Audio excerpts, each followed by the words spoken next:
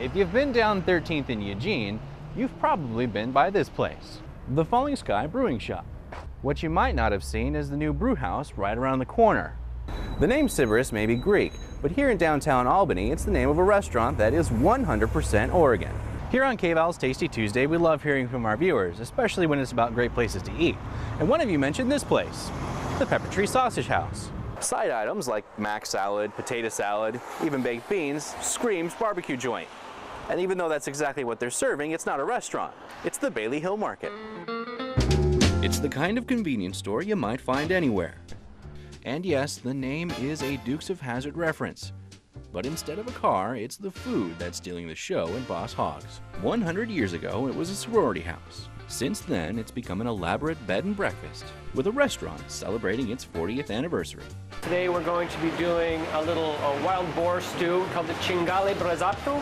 So we're going to start out getting this browned up nice, a little bit of olive oil in the pan, get it nice and hot, and then we're going to add our wild boar. So we've got that going. I'm going to start putting some spices into it. We're using whole nutmeg, allspice, pretty strong stuff, and then a few cloves. So I'm going to go ahead and put the vegetables in there as well.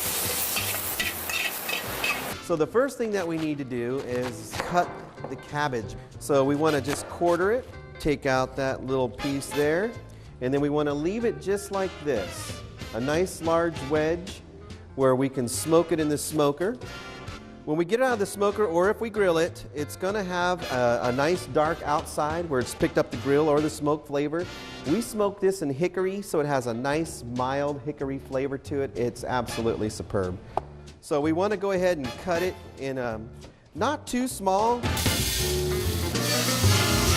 Once the beans drop down into the roaster, the beans now are absorbing all the heat in the roaster itself. And once it absorbs the heat, they reach an equilibrium. Equilibrium then allows the beans to start roasting. It's a Hungarian pearl noodle. It's also found all over Central Europe, in Germany and other places. So we're going to use an egg mixture, eggs and flour, a little bit of salt, some water. And we put it into our special Spätzle maker. It's a rotary maker. They make them several different ways. And we just push the batter or the dough right through into boiling water. People's grandmothers and great-grandmothers used to do this, is they would take a spoon and slide the dough on a plate and be able to just whip the noodles out into the water really super fast, but we have to make so many noodles we can't do that here. But I don't remember where I got the recipe from. Probably an old meat cutter somewhere.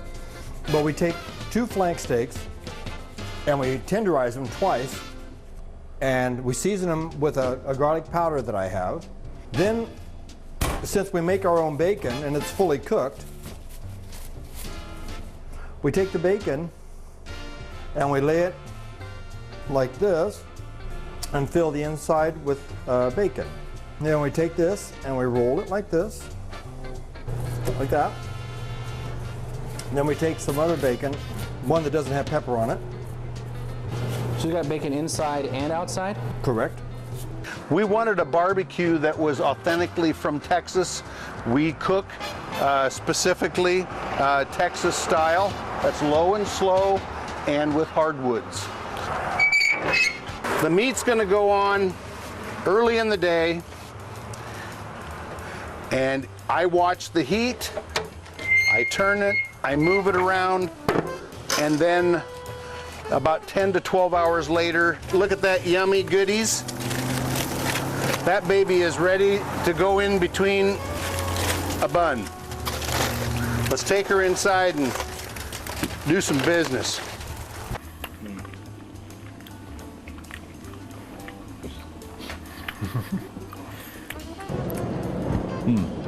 Very tasty. That's good. Thank you. It's really good.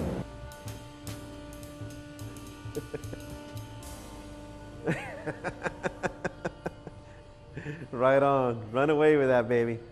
Keeping Tuesdays tasty, I'm Tony Gist, KVAL News.